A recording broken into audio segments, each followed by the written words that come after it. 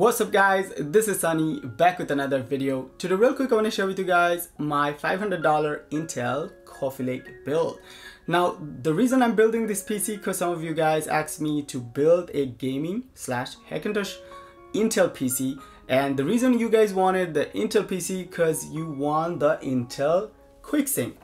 So the reason I picked up this Intel Core i5 9400 CPU and not the 9400F CPU, because 9400 comes with Intel built-in UHD 630 graphics, and i5 9400F doesn't come with Intel UHD 630 graphics. So if you're planning on building a gaming PC and you really don't care about like Intel UHD 630 graphics and you don't care about Intel QuickSync, then you can save $30 and you can pick up Intel i5 9400F CPU. You don't have to spend extra. Now the reason we picked up this because we are planning on dual booting with the system. So we're planning on running macOS Catalina and we want basically everything. So we want the Intel QuickSync for our Final Cut Pro so we can export our video with H.264 or H.265 codec. Now guys, like I said, if you're planning on building this PC just for gaming, you don't need to spend extra $30. Now the motherboard I picked up for this build, MSI H310 M Pro-M2 Plus. This motherboard is a M-ATX motherboard, so perfect for the Cooler Master Q300L case. And this motherboard is great for budget builders. So you can pick up this motherboard from Newegg or Amazon for $59. Also, this motherboard does come with M.2 slot. It does come with 6 USB port. So you have 4 USB 2.0 and 2 USB Gen 1 3.0. Also, this motherboard comes with HDMI, DVI, and BGA. So perfect. Now let's look at the graphics card. So the graphics card I have here, Sapphire Pulse RX 570 4GB variant graphics card, and I picked up this graphics card used from eBay for around $80. This card performed really well. So the reason I went with the AMD route and not NVIDIA route, as you guys know, currently macOS Catalina doesn't support NVIDIA graphics card. So if you're planning on building a Hackintosh at this moment, you need to go with AMD graphics card. I highly recommend RX series graphics card. You can use the older graphics card, but RX series graphics card will work out the box. You don't have to do anything extra. Also, this RX 570 4GB variant graphics card, perfect for 1080p game mid or high settings. So you can actually go wrong with this card. Now, the RAM I picked up for this build, this RAM was really cheap, single stick V-Color 2666 MHz RAM, 8GB, and you can pick up this RAM from Amazon for around $27.99. So I know the brand is not all that great, but this RAM does perform well because I tested this RAM, and overall I'm happy with this RAM. Now the SSD I picked up for this build, SanDisk Ultra 2 240GB SSD. You can pick up this SSD from Amazon for around $39.99. Now if you want to save some money, you can get some cheaper brand for around like $36. I personally like SanDisk SSD, so I went with this one. Now also we'll use this SSD for dual booting, so we'll dual boot like macOS Catalina and Windows 10 with the same drive. I don't really recommend using like a single drive for dual booting to OS, but I'll show you guys anyway. Let me know if you guys want me to make the part 2 video with a single drive dual boot video or 2 separate drive. So let me know in the comment section. Also, if you do like this video and you are excited for the part 2 video, please don't forget to give this video a thumbs up. If you're watching me for the first time, please don't forget to subscribe. The power supply I picked up for this build, EVGA 500 VR power supply. This power supply is 80+ bronze, and also you can pick up this power supply for around $49.99.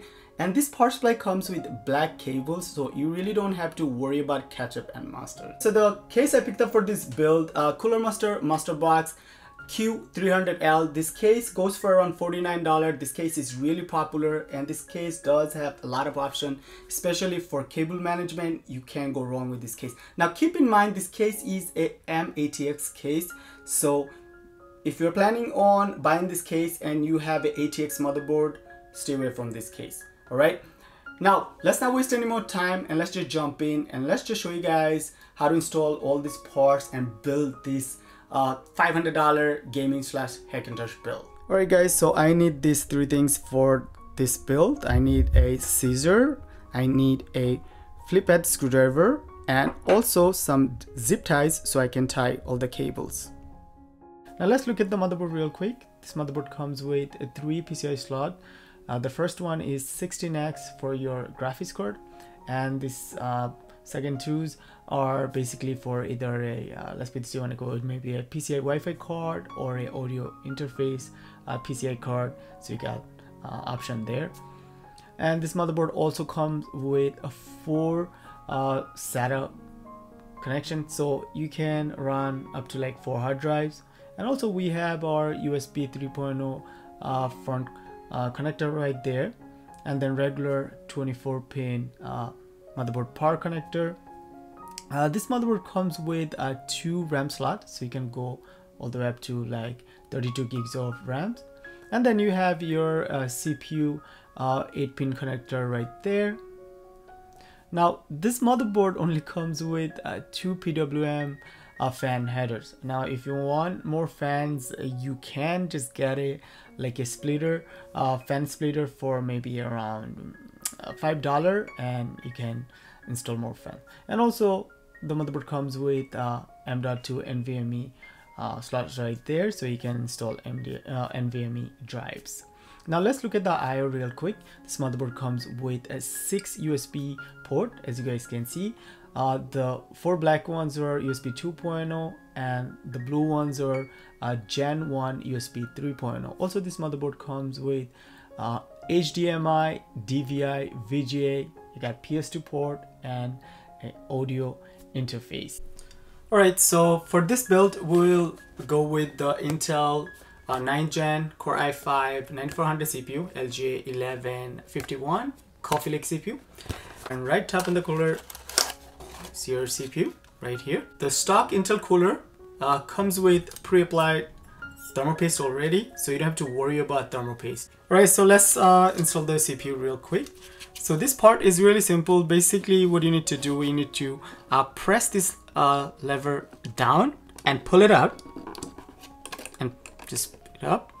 Okay, there's 2 ways you know you are installing the CPU correctly. Okay, so there's 2 notch on the top right here on both sides of the CPU right here, you guys can see, one here and one here, and also there is a triangle right here. Okay, hopefully you guys can see here. You can match this triangle with this white dot right here.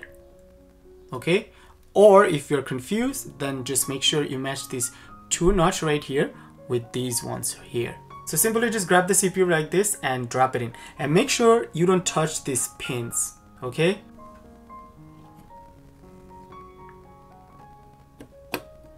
simple as that. Pull this bracket down just like this. You have to put some pressure, so just press it down. Okay, you see the plastic piece did pop out. Push it down and just lock it just like this. And now you can remove this plastic cover. So guys, it's really easy to install Intel stock cooler. So basically you don't need any tools. This cooler comes with 4 mount pins. So basically we need to line up this mount pins with the motherboard 4 holes, and simply just press the mount pins and that's it. So line up and just press the mount pins.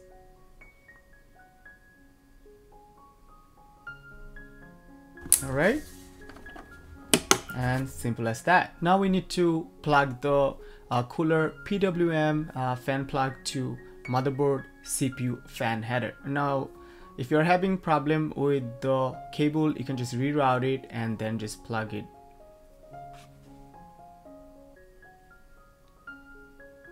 Alright, so real quick, let's just install this RAM. I have here V-Color DDR4 2666 MHz RAM.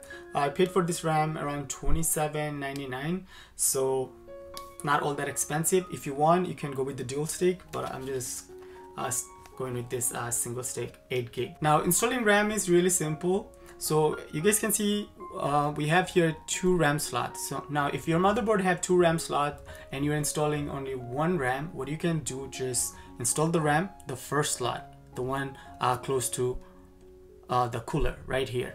Now let's unlock this, and we need to match this notch right here with the slot right there.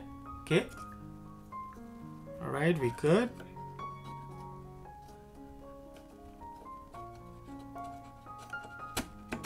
And we just need to press it down. That's it. You have to, you know, put some pressure, but it's okay, don't worry. All right guys, so we are done installing our CPU, cooler and RAM. So let's look at the case real quick. We have Cooler Master Masterbox Q300L M-ATX case, and this case is perfect for our M-ATX motherboard. Also, this case is not all that big. It's a compact case. You can pick up this case from Amazon for around $49. Now you guys can see this gray and black design right here. Actually, these are the dust filters. So you can actually remove these dust filters. Okay, these have a magnet. You guys can see the front glass. That's not a tempered glass. Okay, this case does have option to move the front I/O. So right now you guys can see front I/O is installed front of the case. You can move it from here to maybe top or bottom. One thing I like about this case does have a lot of space for cable management, right? Look at the back. Look how much space you have right here. Like almost like, let me see, 2 fingers. Look at that, look at that. I bought case for like $100 and those case didn't even have this much space for cable management. So this case was designed really nice, and for the price can actually go wrong. So guys, before you install the motherboard, make sure you have the correct standoff install here. So we have a M-ATX motherboard, so we need 1, 2, 3, 4, 5, 6 standoff. Currently we only have 2 standoff installed.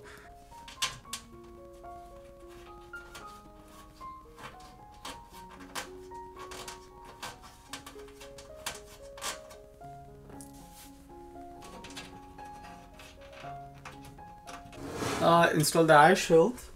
Alright, so we can simply just align with this cutter right here, rear cutter, you guys can see here, and just press it. That's it. Alright, almost there. That's it. Now this case only support ITX and M-ATX motherboard. Okay, so do not buy this case if you have a ATX motherboard. So basically this is how I like to hold the motherboard, and simply just line the motherboard with the eye shield right here. Okay, and just drop it in. That's it.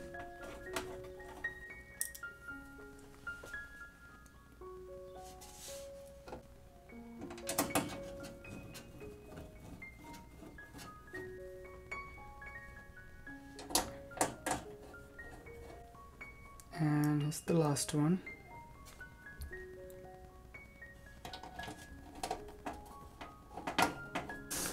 So you have the EVGA 500 VR power supply right here. This power supply is a great power supply, 500 watt, 80 plus bronze, you guys can see here.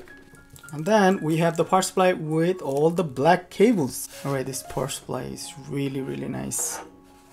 You guys can see back of the case. You need to unscrew these screws. And basically the bracket will just come off.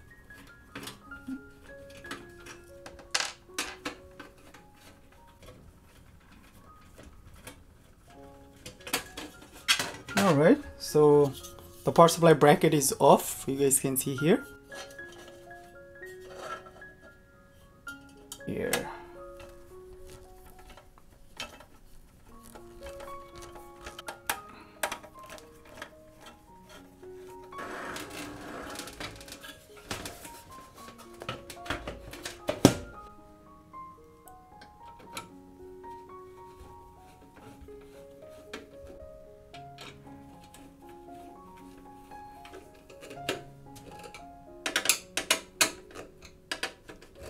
All right, so we are done.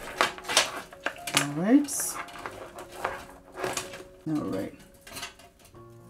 So we have the 24 pin cable right here. You guys can see there is 20 plus 4. So basically we need to connect both of these plug together and plug this to our motherboard 24 pin.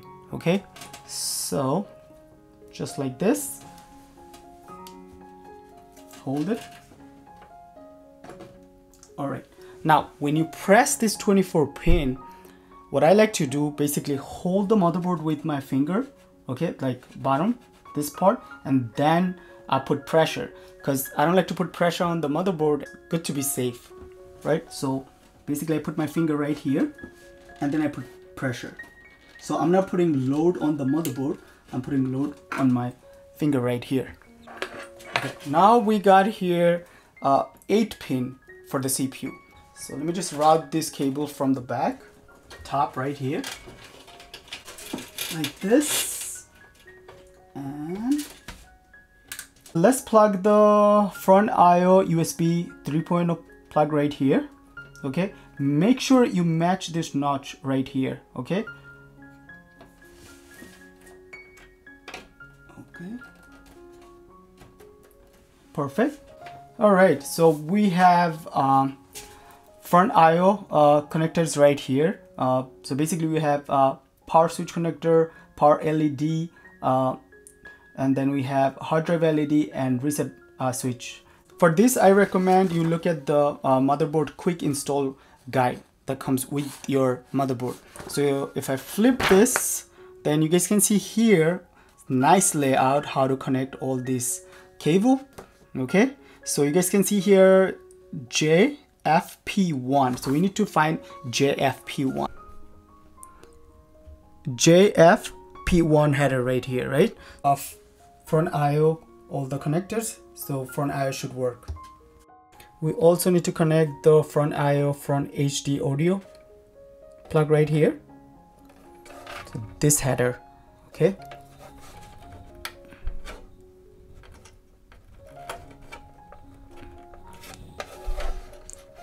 Alright guys, so let's install this SSD. Now I don't have the user manual here for this Cooler Master case. Now if you do have the user manual, please follow your user manual and see how you can install your SSD or hard drive. Now in these packages I got the screws, okay, and the rubber mounts right here. So basically should work something like this. Yeah. Okay.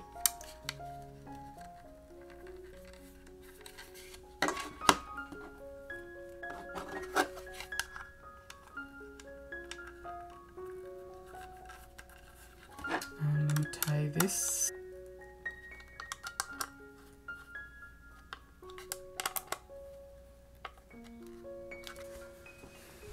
And how about we mount this SSD right here?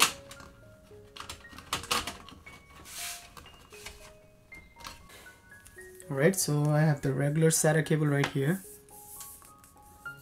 So we can just plug the SATA cable here.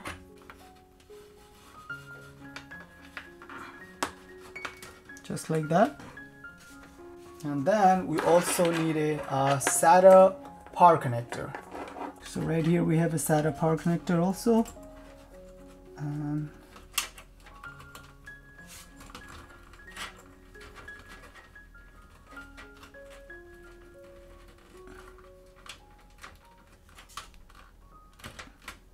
Alright, so we're good. This SATA cable come this way, and we need to plug the SATA to this SATA port right here.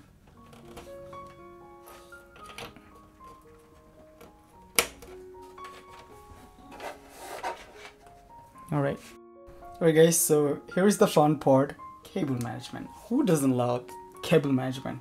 I know, I do. So luckily we do have some zip ties. Okay, so Cooler Master was nice enough to include some zip ties. So we don't need this cable from here. I only need one cable for the graphics card. So let me just pass this one this way. And this case have enough space for cable management, so we don't need these right here. So we can leave this here. We can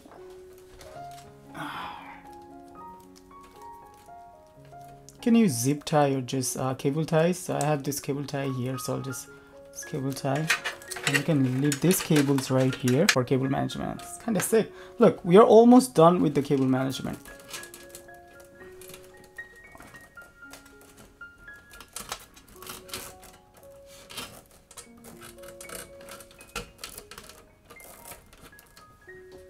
So I'll just cable.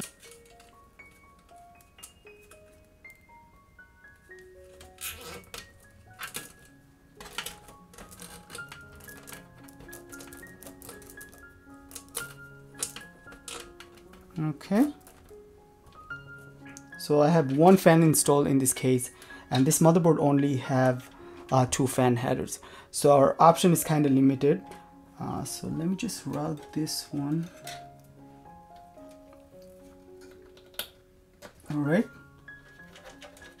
so done with the fan. Alright guys, so time for installing the graphics card. So I have the RX 570 graphics card here.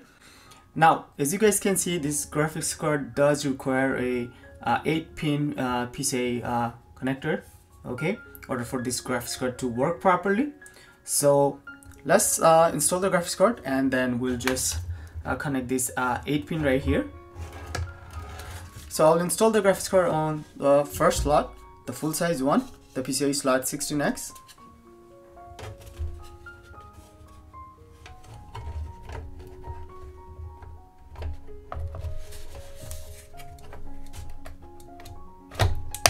All right, so we do need this bracket.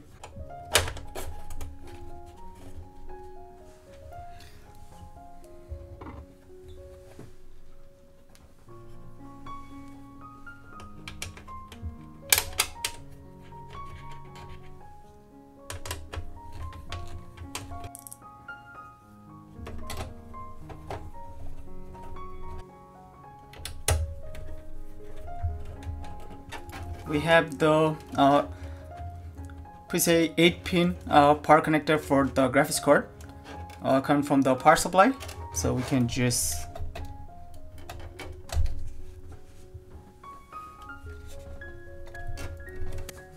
alright, so we are done.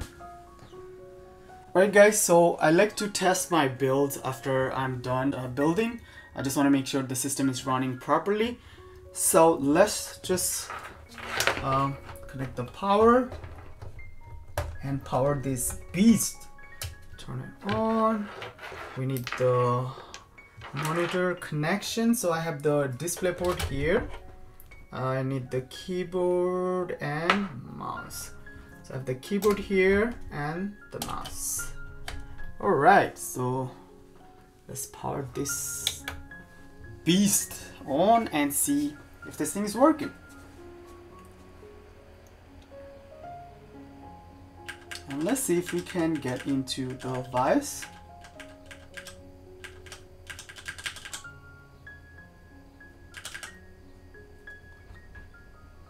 Alright, so we're in the BIOS right now guys. As you guys can see, the build is running perfect. The CPU temp is around 37 Celsius. Alright, so guys, stay tuned for the part 2. So I can show you guys how to install macOS Catalina and also Windows 10 on the same drive. So stay tuned.